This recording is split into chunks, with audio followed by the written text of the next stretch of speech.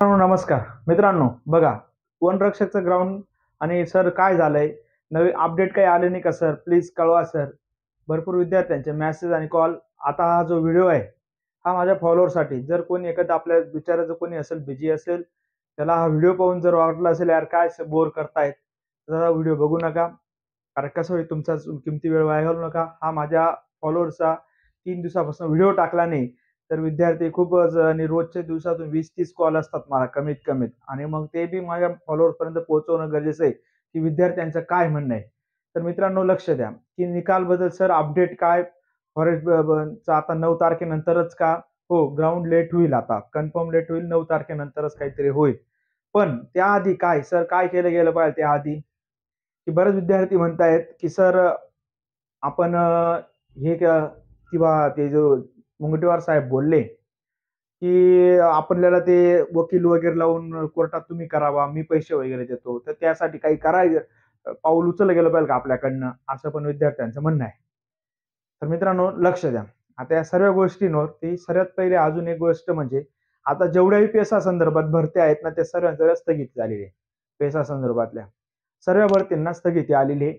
तर म्हणजे आता एक प्लस पॉईंट हे पण झालं, फक्त वनरक्षक अटकले असते ना त्याच्यामध्ये, तर आपल्याला प्रॉब्लेम आला असता, कारण की आपण एकटे किती पळणार. आता सर्व सर्व भरतीवरती स्टे आलेला आहे. आणि आजपर्यंत या वनरक्षकच्या भरतीचा जेवढे पण आता तारीख आले 9 जानेवारी, त्याच्या आधी तारखा येऊन गेलेल्या आहेत. आता या वेळेस त्यांना कोर्टात हजर होणंच आहे सरकारला, आणि याच्याबद्दल निर्णय घेणंच आहे. कारण की कमीत कमी तलाठीचे 11-12 लाख, हे आपले 4.5 लाख, 4.5 लाख, अजून दुसरे आरोग्याच्याही भरती अटकलेल्या आहेत. असे 20-22 लाख मुलं अटकलेले आहेत त्या भरतीत. मग त्यांना काहीतरी करणंच आहे. मग त्याआधी पण आपण एक काम, आपलं काम आहे ना, आपण एक काम करू, यांचं अधिवेशन संपू देऊ. अधिवेशन अधिवेशन संपलं ना, मग आपण एकदा मुनगंटीवार साहेबांना समोरासमोर जाऊन भेटू. आपले काही विद्यार्थी आहेत, भरपूर महाराष्ट्रातून विद्यार्थी, अख्ख्या महाराष्ट्रातून विद्यार्थी आपल्या चॅनलवरती आहेत आणि विश्वास करतात आपल्या चॅनलवरती. त्यांना माहिती आहे की समोरचा व्यक्ती बोलत नाही तर ऍक्च्युअल कृती पण करतो, पळतो पण ग्राउंड लेवलवर जाऊन. तो ग्राउंडवर जाऊन तेवढी मेहनत, जेवढं करता येईल तेवढं काम करतो पण. हे त्यांना आपल्या फॉलोअर्सला माहिती आहे चांगल्यापैकी. तर आपण काय करू, हे अधिवेशन आता 21-22 तारखेला संपणार आहे अधिवेशन. त्याच्यानंतर मुनगंटीवार साहेबांना डायरेक्ट स्पष्ट भेटून डायरेक्ट, कारण की साहेब तुम्ही आम्हाला वकील लावायला लावतायत, मग ते काम तुम्हीच करा ना, सरकारचं काम आहे ना ते. ते काम तुम्हीच करा. तुम्हीच कोर्टाला एक विनंती करा की जेणेकरून पेसाच्या संदर्भात काहीतरी निर्णय घेऊन आणि विद्यार्थ्यांचा निकाल लावून विद्यार्थ्यांना किती दिवस त्रास देणार बा, हे आपण डायरेक्ट समोरासमोर विद्यार्थ्यांचं डायरेक्ट तिथं साहेबांना आपण भेटू. तसं मी निवेदन दिलंच आहे, तुम्हाला पाहिजे ते निवेदन पोचलंय त्यांच्यापर्यंत, पोचलंय निवेदन. बस या अधिवेशनामुळे त्यांनी काहींनी उठवला मुद्दा, पण जेवढा पाहिजे तेवढा स्ट्रॉंग मुद्दा उचलला गेला नाही मित्रांनो.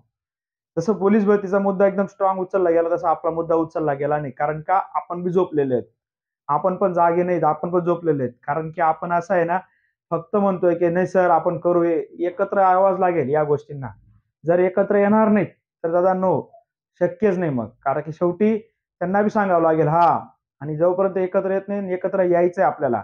आता आपण जेवढं 21-22 तारखेनंतर मी अजून परत चालू आहे माझं. विद्यार्थ्यांचं म्हणणं आहे सर ग्राउंड बंद करून दिलं, बंद करून देऊ का, असेही प्रश्न आहेत. तुम्हाला मेसेज दिसत असतील की विद्यार्थी म्हणतात की ग्राउंड ग्राउंड बंद करून काय करणार आहे, कुठं पोलीस भरती लगेच आहे. हा ठीक आहे, जे 2 टाइम पळत होता दादा ते 1 टाइम पळ ना, एक वेळेस रनिंग कर. बाकी डायरेक्ट बंद करून उपयोग नाहीये. बरोबर की नाही? हे चुकीचं आहे. डायरेक्ट बंद करून आता जे एमपीएससीचे एक्झाम झाल्यामुळे विद्यार्थी भरपूर काही झालेले, फ्री झालेले. आता ते पण विद्यार्थी आता ग्राउंडला किंवा हे. म्हणून आता आपल्याला एकत्र यावं लागेल मित्रांनो. एकत्र यावंच लागेल.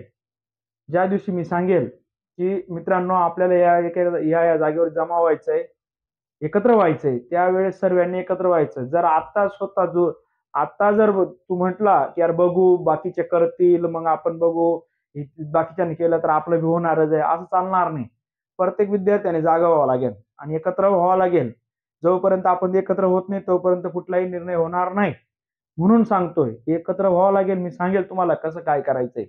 त्याआधी मी मुख्यमंत्र्यांना, वनमंत्र्यांना डायरेक्ट समोरासमोर भेटून विद्यार्थी आम्ही थोडेफार, जे विद्यार्थी असतील ते उत्सुक, त्यांना कॉल सांगेल म्हणजे मित्रांनो आपल्याला भेटायला. आणि विथ मुनगंटीवारचे चंद्रपूर तिकडचे आहेत, जिल्ह्यातले आहेत, तर जे चंद्रपूर जिल्ह्याचे असतील आपल्या आता व्हिडिओमध्ये फॉलोअर्समध्ये, मित्रांनो तुम्ही चंद्रकांत दादा पाटील, सुधीर मुनगंटीवार चंद्रपूर तिकडचे आहेत.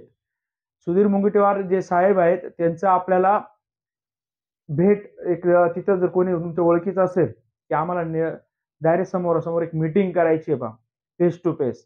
मीटिंगचं जर अरेंजमेंट करता येतं एवढं करा, मी करेलच.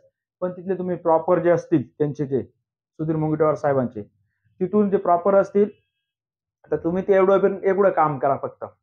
त्यानंतर मुख्यमंत्र्यांची बी भेट घेऊ आपण, मुख्यमंत्र्यांची भेट घेऊ, कारण की अधिवेशन संपल्यानंतर ते थोडे फ्री होतील. मग आपल्याला त्यांना भेट घेऊन त्यांना समजून सांगावं लागेल मुद्दा, की साहेब की हा मुलांचा पळून पळून किती दिवस पळणार आहेत, तुम्ही याच्यावर काहीतरी निर्णय घ्या, ऍक्शन घ्या.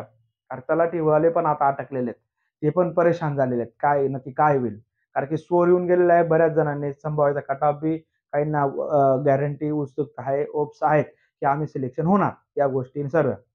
म्हणून ते पण विद्यार्थी, सर्व विद्यार्थी आपण एकत्र येऊ आणि ते पेसा संदर्भातला सगळ्यात पहिले तो निर्णय क्लिअर करू. जोपर्यंत एकत्र येत नाही तोपर्यंत.